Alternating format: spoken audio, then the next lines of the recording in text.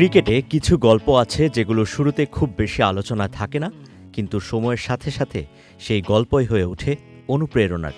ভারতীয় ক্রিকেটে এমনই এক গল্পের নাম সঞ্জু স্যামসন। প্রতিভা নিয়ে তার কখনোই প্রশ্ন ছিল না, তবুও জাতীয় দলের পথটা ছিল অনিয়মিত, সুযোগ আর দীর্ঘ অপেক্ষার গল্প।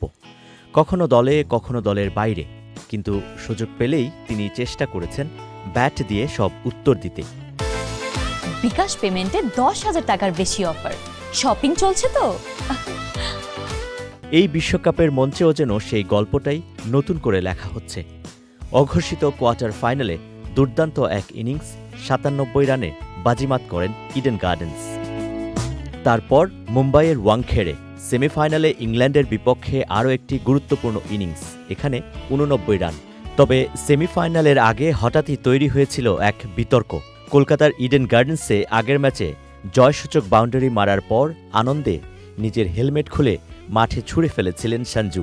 কেউ কেউ বলেছিলেন আইসিসির ক্রিকেট সরঞ্জাম ব্যবহারের নিয়ম অনুযায়ী এই ঘটনাটি শাস্তির কারণও হতে পারে। ফলে সেমিফাইনালে তার খেলা নিয়ে তৈরি হয়েছিল অনিশ্চয়তা। কিন্তু শেষ পর্যন্ত মাঠেই তিনি দিলেন সবচেয়ে বড় উত্তর।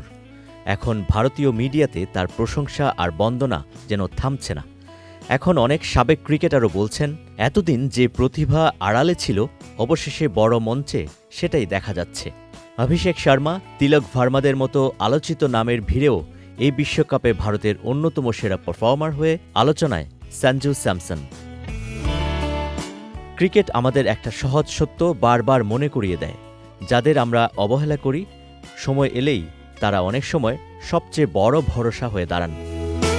হয়তো এই গল্প এখানেই শেষ হচ্ছে না। কে জানে, ভবিষ্যতে আইসিসি মেন্স টি20 ওয়ার্ল্ড কাপের কোনো মঞ্চে ভারতের নেতৃত্বেও হয়তো দেখা যেতে পারে সঞ্জু স্যামসনের হাতে।